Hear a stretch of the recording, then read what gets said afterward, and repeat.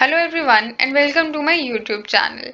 Today in this video we will be continuing our protein series, and now we shall be continuing with the topic which is the isoelectric point. So without any waste of time, let's know what is isoelectric point. अब क्या रहता है कि इसको समझने के लिए you have to remember what we did in the previous video. If you haven't watched it, I will put the link in the description. You must watch it and then come to this thing. तो क्या रहता है कि जब भी हमने ये discuss कर रखा है कि अमीनो एसिड जो होते हैं, जब उनके हम जो है वो एक्वस सॉल्यूशंस बनाते हैं तो एक डाईपोलर आयन की फॉर्म में एग्जिस्ट करते हैं अपने एक्वस सॉल्यूशन के अंदर, जिसमें कि दो पोलर एंड्स होते हैं, और this particular thing is called as the zwitter ion. Right, हमने ये डिस्कस किया. देन वी डिस्कस्ड कि जब इसके अंदर जो है वो हम एक्वस सॉल्यूशन के अंदर कोई भी बेस डालते हैं तो ये जो है वो एज एसिड बिहेव करता है, और ये जब इसके अंदर हम कोई भी एसिड की एडिशन करते हैं तो ये एज अ बेस बिहेव करता है. Right, acid and base character of amino acids we studied in that. तो अब क्या रहता है कि आइसोइलेक्ट्रिक पॉइंट का सीधा जो पूरा का पूरा एक्सप्लेनेशन है वो यहीं से आता है. तो एक बार हम रिवाइज कर लेते हैं कि जब भी हम कोई जो है वो बेस ऐड करते हैं तो उसमें ऑब्वियसली हाइड्रोक्सिल आयंस होते हैं.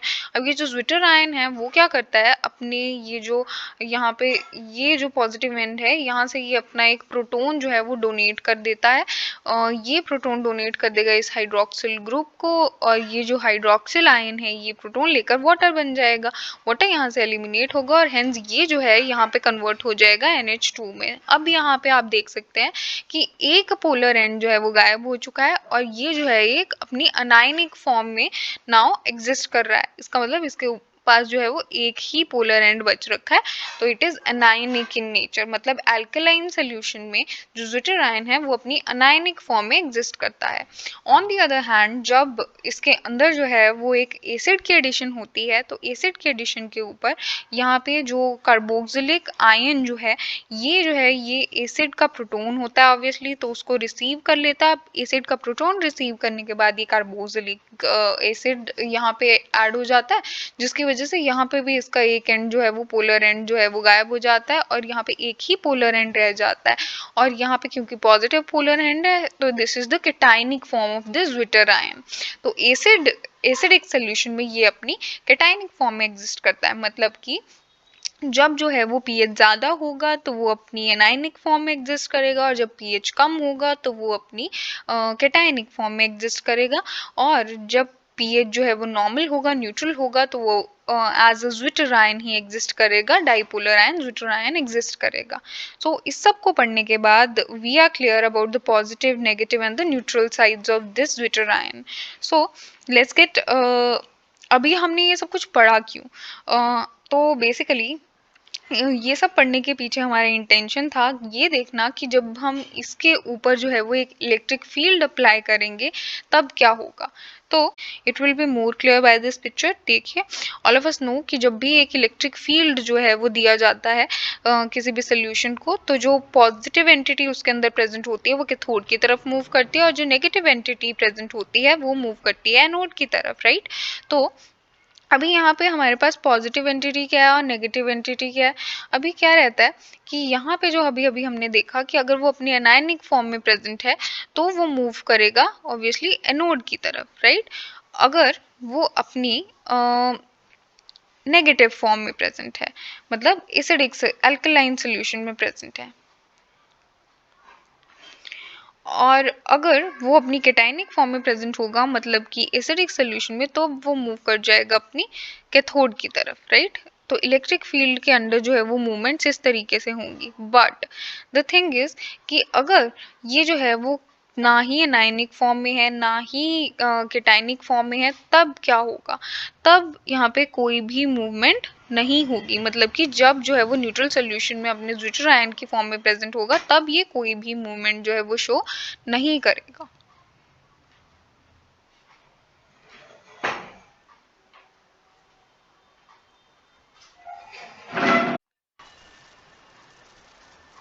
अभी what was the purpose of understanding all of this कि ये मूवमेंट शो कर रहा है इलेक्ट्रिक अप्लाइड इलेक्ट्रिक फील्ड के अंडर या नहीं कर रहा, that all is related to the isoelectric point. अब आइसोइलेक्ट्रिक पॉइंट होता क्या है? आइसोइलेक्ट्रिक पॉइंट एक ऐसा पीएच है जब जो है कोई भी नेट चार्ज जो है वो हमारे अमीनो एसिड के ऊपर एग्जिस्ट नहीं करता और वो अप्लाइड इलेक्ट्रिक फील्ड के अंदर जो है वो कोई भी माइग्रेशन शो नहीं करता। So this was the thing, इसीलिए ये सब कुछ समझाया गया। क्योंकि देखिए जब भी वो एक डाइपोलर आयन की फॉर्म में प्रेजेंट है तो ये पॉजिटिव चार्ज इस नेगेटिव चार्ज को कैंसिल आउट कर दे रहा है, तो इसीलिए ना ही वो एनोड की तरफ मूव करेगा ना ही वो कैथोड की तरफ मूव करेगा। तो ऐसा पीएच मतलब कि ऑब्वियसली ये एक न्यूट्रल पीएच है, तो ऐसा पीएच जब जो हमारा अमीनो एसिड है वो ना ही जो है वो कैथोड की तरफ मूव करे ना ही एनोड की तरफ मूव करे एक इलेक्ट्रिक फील्ड जो अप्लाइड इलेक्ट्रिक फील्ड है उसके अंडर, तो वो पीएच उस अमीनो एसिड के लिए उसका आइसो इलेक्ट्रिक पॉइंट होता है, जो वो कोई भी माइग्रेटरी मूवमेंट शो नहीं करेगा under applied electric field. So at this intermediate pH value the concentration of dipolar ion is maximum। अब क्या रहता है ना कि ये तीनों फॉर्म्स जो है वो कोएग्जिस्ट करती हैं किसी भी सोल्यूशन में एक साथ, but not in equal quantities. तो क्या रहता है कि ऐसा pH जब जो है वो कंसंट्रेशन इस डाइपोलर आयन की मैक्सिमम होती है और इस जो एनायनिक और जो केटायनिक फॉर्म है इनकी कंसंट्रेशंस मिनिमम होती हैं, तो that point is the isoelectric point. इस इंटरमीडिएट पीएच पे जो है वो इसकी जो कंसंट्रेशन होती है that is the maximum. And the final thing is कि जब आइसोइलेक्ट्रिक पॉइंट होता है ना किसी भी अमीनो एसिड का, तब it is least soluble in water, तब वो वाटर में लीस्ट सॉल्युबल होगा, बिकॉज सॉल्युबल होने के लिए it should interact with the medium, but this interacts with the medium but this doesn't interact with the medium.